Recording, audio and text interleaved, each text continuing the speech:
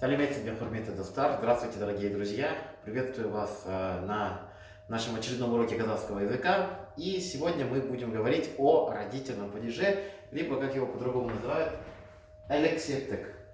То есть элексептик, родительный падеж, отвечает на два вопроса. Кымнын и ненын. Данные вопросы переводятся как кого, кымнын, и ненын, чего. Кого, чего. То есть точно так же, как в русском языке. Кымнын, ненын. Кого, чего. Родительный падеж, как и рассмотренный нами ранее дательный падеж, винительный падеж, также имеет свои окончания. Их всего три, и я распределил их на три группы. Первая группа показатель родительного падежа дын, дын, дын, дын. Итак, данные окончания родительного падежа дын, дын присоединяются, когда слово, которое стоит в родительном падеже, заканчивается на следующие буквы. Л, Р, У и краткая Ж, З, И, Ю. Запишите и зафиксируйте себе в памяти, что когда слово, стоящее в родительном падеже, заканчивается на любую из этих букв, мы присоединяем показатель родительного падежа дын или дын. В качестве примера я привел следующее предложение. Стель дэн аяғы. Стел – это стол. Стель – это стол. Находим букву Л здесь, значит присоединяем либо дэн, либо дэн. По гармонии гласных стель в последнем слоге буква Е, следовательно, ей соответствует мягкая буква Э. Стель дэн аяғы. Данное словосочетание переводится как ножка стола. Стель дэн аяғы. Ножка стола. Второй пример. Анардың бөлмесі. Анар – это имя. Анар. Находим здесь букву Р, значит, мы снова присоединяем в окончание либо дэн, либо дэн. Анардың бөлмесі. Бөлме – это комната. Значит, это словосочетание мы можем перевести следующим образом. Комната кого? Кімнің. Анардың. Анардың бөлмесі. Комната анар. И третий пример. Қыздың шашы. Қыз – это девочка, дочь, в зависимости от контекста. Находим здесь букву З. Это означает, что мы снова присоединяем одно из этих двух окончаний. Дын или дын. Здесь единственный слог – это «ы», значит, ей соответствует такая же твердая «ы». Выбираем окончание «дын». Қыздың шашы. Волосы девушки. Волосы дочери. Қыздың шашы. Қыздың шашы. Волосы девушки. Дальше. Второе окончание, второй показатель родительного падежа – это частицы тын и тын. Давайте произнесем их вместе. Тын и тын. Тын, тын. Данные частицы мы присоединяем, когда слово, стоящее в родительном падеже, заканчивается на буквы К, Х, П, Т, Ш, Щ, Ф, Ц, Х, Ш, Б, В, Г, Д. Зафиксируйте, друзья, когда слово, стоящее в родительном падеже, заканчивается на любую из этих букв, мы присоединяем окончание тын или тын. И, переходя сразу к делу, рассмотрим это на конкретных примерах. Жұмыстың сапасы. Жұмыс – это работа. Жұмыс – это работа. Заканчивается на букву С. Угу. Находим здесь букву С. Кстати, мы ее забыли написать. Сюда ее напишем. Вот, находим здесь букву С, что означает, что к слову «жұмыс» надо присоединить окончание либо «тын», либо «тын». Жұмыстың сапасы. Сапа – это качество. Качество. Значит, качество работы. Качество чего? Ненің. Значит, это родительный падеж. То есть качество чего? Качество работы. качество чего? Не нын. Поэтому мы присоединились до окончания тын. Жумыс тын сапасы. Качество работы. Обязательно записывайте, друзья, предложение с переводом на русский язык. Жумыс тын сапасы. Качество работы. Второй пример. Көйлек тын бағасы. Көйлек, я не помню, вам встречалось это слово или нет, означает платье. Находим здесь, көйлек заканчивается на букву К, находим здесь букву К, что означает, что мы присоединяем опять одно из этих двух окончаний. Тын или тын. Көйлек, последняя гласная в слоге Е, значит ей соответствует мягкое Э. Көйлек тын бағасы. Бага это цена. Значит, данное словосочетание переводится как цена платья. Цена, опять, чего платья? Не нын бағасы. Цена чего? Значит, родительный падеж. Көйлек тын. Көйлек тын бағасы. Цена платья. Стоимость платья. И третий пример. Тамақтың дәмі. Тамақтың дәмі. Дәм это вкус. Значит, вкус чего? Тамак это еда. Тамак это еда. Находим, тамак заканчивается на К, значит, находим здесь букву К, что означает, что снова мы присоединяем одно из этих двух окончаний. Либо тын, либо тын. Тамак, тын. Потому что последняя гласная А, ей соответствует твердое ы. Тамак, тын, дәмі. Вкус еды. Дәм это вкус. Тамақтың дәмі. Тамақтың дәмі. Вкус еды. И, наконец, третья и последняя группа окончаний родительного падежа казахского языка – это нын, нын. Давайте повторим вместе. Нын, нын. Повторяю. Нын, нын. Данное окончание мы присоединяем, когда слово, которое стоит в родительном падеже, заканчивается на гласную букву, либо на такие буквы, как М, Н, Н. Их называют еще сонорные. Итак, повторяю. Показатели родительного падежа нын и нын присоединяются, когда слово заканчивается на любой из гласных, кроме вот этих, да, которые мы записывали. И, ю, и краткое, да, потому что тут нын, нын. А на любые другие гласные мы присоединяем нын или нын. Также нын или нын присоединяется, когда слово заканчивается на М, Н или Н. Сразу посмотрим это на примере. Итак, вот допустим, алма нын қасығы. Алма это имя. Қасық это ложка. Ложка алмы. Ложка кімнің. Ложка кого? Чья ложка? Ложка кого? Ложка алмы. Значит, алма заканчивается на гласную букву, и я присоединил вот окончание нын по закону гармонии гласных. Алма нын қасығы. Ложка алмы. Алманың қасығы. Ложка алмы. Второй пример. Бөлменің терезесі. Слово терезе означает окно. Терезе это окно. Бөлме это комната. Значит, данное предложение означает окно комнаты. Окно чего комнаты? Ненің чего? Значит, это родительный падеж. Бөлме заканчивается на гласную. Значит, мы присоединяем окончание либо нын, либо нын. Бөлме заканчивается на гласную Е, ей соответствует мягкое Э. Бөлменің терезесі. Окно комнаты. Бөлменің комнаты, терезесі окно. Окно комнаты, бөлменің терезесі. И третий, последний пример. Адамның денесі.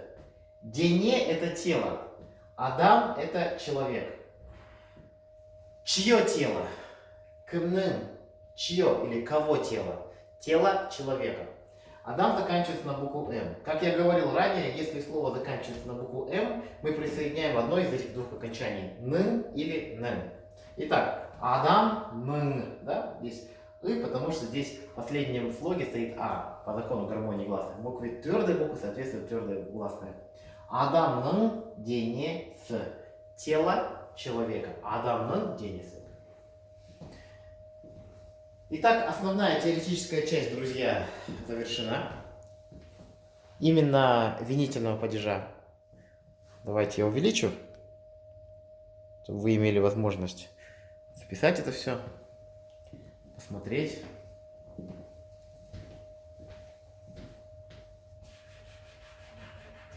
Кириллица напишу. Латиница написал. Алексей, так.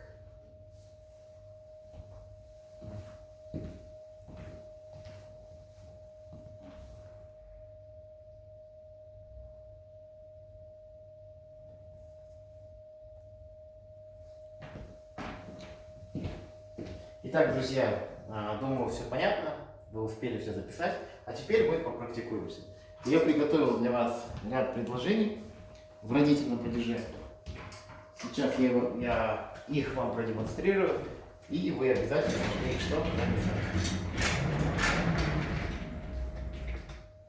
Смотрю, насколько вам видно. Замечательно, все видно. Итак, перед вами ряд предложений, все они стоят в родительном падеже. Первое предложение. Казахстан Республикасының Астанасы. Данное предложение переводится как столица Республики Казахстан. Столица чего? Столица Республики Казахстан. В родительном падеже у нас стоит слово Республика Казахстан, потому что мы знаем, что родительный падеж отвечает на вопрос кімнің и ненің, кого, чего, чей и так далее. Казахстан, республикасы, это Республика Казахстан. Заканчивается на букву «ы». Мы записывали примеры, когда «ы» это гласная буква, значит мы присоединили окончание «ның». Казахстан, республикасының астанасы. Казахстан, республикасының астанасы. Столица Республики Казахстан. В родительном падеже стоит словосочетание Республика Казахстан, поэтому мы присоединим. Второе предложение звучит как шешемнің туған күні мамырдың екісінде. Шеше это мама. Шешем это моя мама. Мы с вами притяжательные окончания проходили. Моя мама. Менің шешем. Менің анам, да? Шешемнің. Когда мы записывали сегодня, в начале нашего урока, когда слово заканчивает на «м», мы присоединяем окончание «ның». Шешемнің туған күні мамырдың екісінде. День рождения моей мамы 2 мая. Какие слова стоят в родительном падеже? Это, во-первых, моей мамы. Кого? День рождения моей мамы. То есть вот он, показатель родительного падежа. Менің шешемнің. Вот он. Туған күні – это день рождения. День рождения кого? Моей мамы. Вот он, родительный падеж. Менің шешемнің туған күні мамырдың екісінде. 2 мая. Третье предложение. Алматы қаласының көшелері. Алматы, я думаю, вы поняли, это город Алмата. Қала – это город. Алматы қаласы. С – это показатель третьего лица. Притяжатель, да, допустим, города Алматы, улицы. Көше – это улица, лері – это множественное число. Алматы қаласының көшелері. Улицы города Алматы. Запишите предложение обязательно с переводом. Алматы қаласының көшелері. Алматы қаласы – это город Алмата. Алматы қаласы. Как сказать город Караганда? Караганды қаласы. Прям запоминайте блоками. Алматы қаласы – это город Алмата. Көше – это улица. Көшелері – это улицы. Улицы кого? Города Алматы. То есть это родительный падеж у нас является словосочетание город Алматы. Поэтому мы присоединили сюда «ның». Алматы қаласының көшелері. Улицы города Алматы. Едем дальше. Аиданың кітабы үстелде жатыр.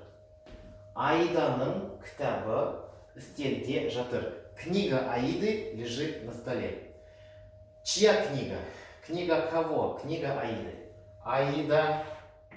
То есть в родительном падеже здесь стоит у нас Аида, потому что чья книга Аиды? Кімнің. Аида заканчивается на гласную, мы присоединили «ның». Аиданың кітабы. Книга Аиды. Стель, мы сегодня говорили, что это стол. Де это местный падеж. Аиданың кітабы стель де. Книга Аиды на столе. Аиданың кітабы стельде жатыр. Слово жатыр, вы знаете, это один из четырехственных глаголов. Лежит, находится. Дальше. Талғаттың бойы орташа. Талғаттың бойы орташа. У Талгата средний рост. Какое слово здесь стоит в родительном падеже? Рост кого? Рост Талгата. Талгат здесь стоит в родительном падеже. Талгаттың кого? Талгаттың бойы орташа. Рост Талгата. Рост Талгата, новое слово бой. Рост Талгата орташа, средний. Талгаттың бойы орташа. Әйелдің кірпігі ұзын. Әйел это женщина. Кірпік это ресницы. Ресницы женщины. Ресницы кого? Женщины. То есть в родительном падеже здесь стоит женщина. Әйелдің кірпігі. Вот это словосочетание означает ресницы женщины. Әйелдің, показатель родительного падежа. Әйелдің кірпігі. Ресницы женщины ұзын, длинные. У женщины длинные ресницы. Или ресницы женщины длинные. Алманың шешесінің аты Тоғжан. Алманың шешесінің аты Тоғжан. Имя мамы Алмы Тоғжан. Здесь в родительном падеже стоит слово алма. Почему? Потому что мама кого? Мама Алмы. Кімнің шешесі, немесе кімнің анасы? Чья мама? Алманың шешесі, немесе Алманың анасы. Мама кого? Алмы. Алманың шешесінің аты Тоғжан. Имя мамы Алмы Тоғжан. И последнее предложение. Досымның аты Асқар. Имя моего друга Аскар. В родительном падеже стоит слово друг. Потому что, если по-русски сказать, имя кого? Кімнің аты? Чье имя? Кого имя? Чье имя? В родительном падеже стоит слово друг. Чье имя? Имя кого? Друга. Чье имя? Имя друга. Поэтому мы показатель родительного падежа прикрепим сюда. Досым. М означает мой друг. Имя моего друга. Менің досымның аты, имя моего друга Асқар. Досымның аты Асқар. Имя моего друга Асқар. Итак, Казахстан Республикасының астанасы. Столица Республики Казахстан. Шешемнің туған күні мамырдың 2-сінде. День рождения моей мамы 2 мая. Алматы қаласының көшелері. Улицы города Алматы. Аиданың кітабы стелде жатыр. Книга Аиды лежит на столе. Талғаттың бойы орташа. Рост Талгата средний. Әйелдің кірпігі ұзын. Ресницы женщины длинные. Алманың шешесінің аты Тоғжан. Досымның аты Асқар. Имя моего друга Асқар.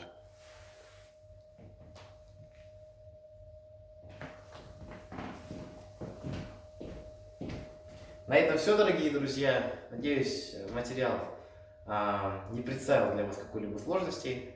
Все было доступно, понятно, интересно. На этом наш урок заканчивается. До новых встреч. Келесі кездескенше сау болыңыз.